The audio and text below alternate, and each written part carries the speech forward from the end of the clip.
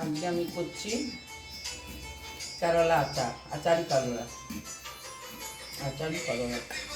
খুব সুন্দরভাবে এটাকে মশলা দিয়ে ফ্রাই করে ভাজবো।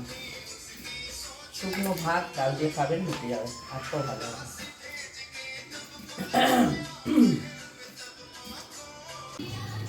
আটা হয়ে গেছে, এটাকে ধুয়ে নিলাম। এবার নুন দেবো, হলুদ দিয়ে এটা মাখিয়ে রাখবো। জলটা জল কিছু করে নিলাম ছিল, নুন দিচ্ছি।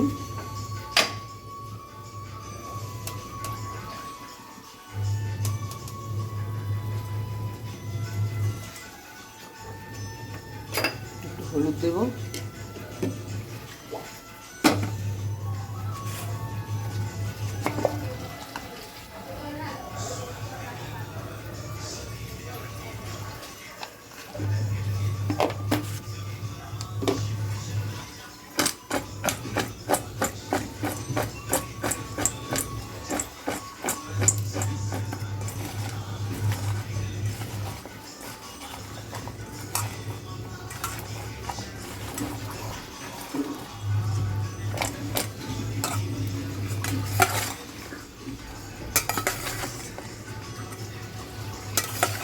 সর্ষের তেল দিচ্ছি, আচারের সেটাকে মানে মশলা আছে, সর্ষের তেল দিচ্ছি, ব্যাস এইটুকুনি দিলে ভালো ফিরে যাবো।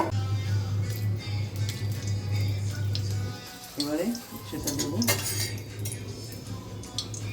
এটা নুন হলুদ মাখিয়ে রেখেছিলাম নরম হওয়ার জন্য।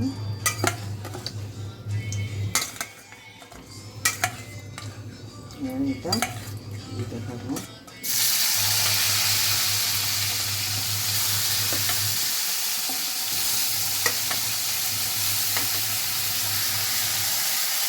জলটা যাতে না পড়ে জন্য এমনভাবে দিচ্ছি, জলটা বাটির মধ্যে ফুটে যাবে।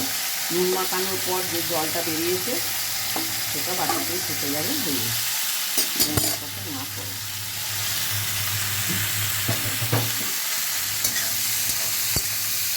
এখন নুন দেবো না, নুন অলরেডি মাখানো আছে।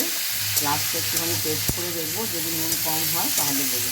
এখন সব নুন হলুদ মাখানো আছে, এটা হাতে আস্তে আস্তে হতে থাকবে, ফিরে আসছি। এটা খুললাম, কমানো ছিল মাছটা, দেখুন এটা ভাপেতেই হয়ে গেছে। এই নয় যে এটাকে লাল লাল করে বেশি তেল দিয়ে কড়া করে ভাজতে হবে, অল্প তেলেই হয়ে যায় এটা। জোরে করে দেবো, শুকনো লঙ্কা দেবো, লঙ্কা গুঁড়ো দেবো, হলুদ তো আগে দিয়ে দিয়েছি, লঙ্কা গুঁড়ো দিলাম,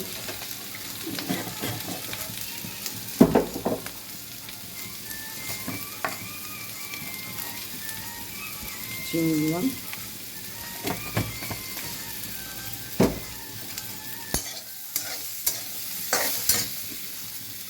গ্যাসটাকে জোরে করে নিয়েছি কারণ এটা ভাপে অলরেডি সেদ্ধ মতন হয়ে গেছে। রোস্ট কত কম তেলে দেখুন এতটা উচ্ছে করলাম। এবার দেবো একটুখানি বেসন,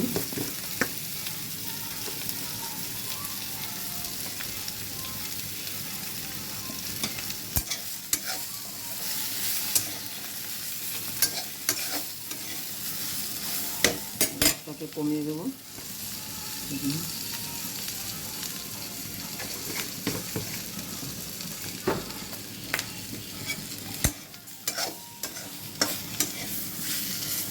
আর একটু তেল দেবো অল্প, বাস।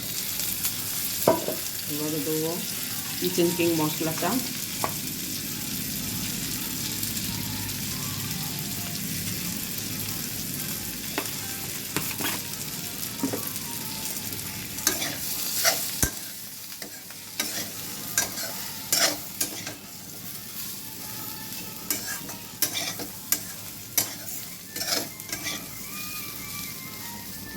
জোরে করে দিচ্ছি গ্যাসটা। এবার দেবো একটুখানি কাশ্মীরি মির্চ,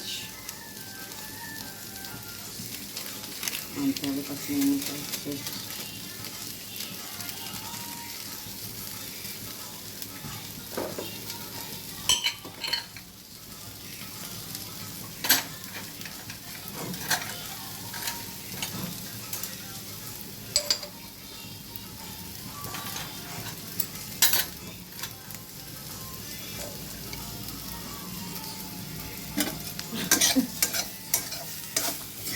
ঝরঝরে হয়ে যাচ্ছে।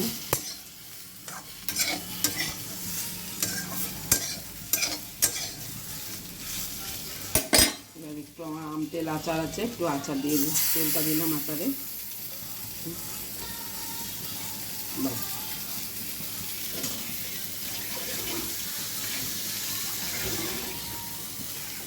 শুকনো ভাত সবটাই উঠে যাবে, আর কিছু লাগবে বলে মনে হয় না, এতটাই টেস্ট থাকে।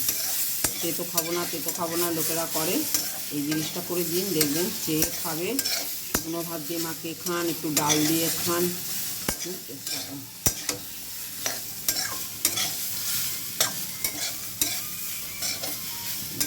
হয়ে গেল, ঢালেও ভাপেতে করবেন, তারপরে জোরে আঁচটা করে ভাজবেন। আর এগুলোর বীজগুলো না ছাড়িয়েই করতে হবে। এবার নামাবো, দিলাম।